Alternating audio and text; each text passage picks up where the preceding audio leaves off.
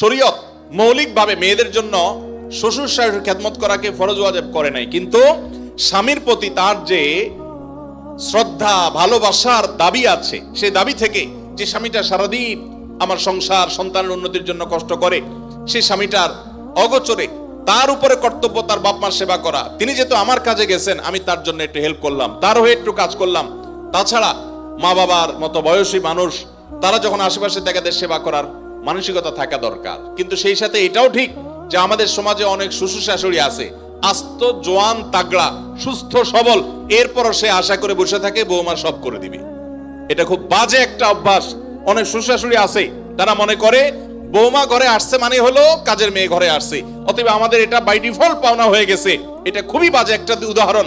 শ্বশুর শাশুড়িদেরও আল্লাহর কাছে বিচার আছে, তারা জুলুম করলে, সীমা লঙ্ঘন করলে তাদেরও দায় আল্লাহ তাআলার কাছে থাকবে।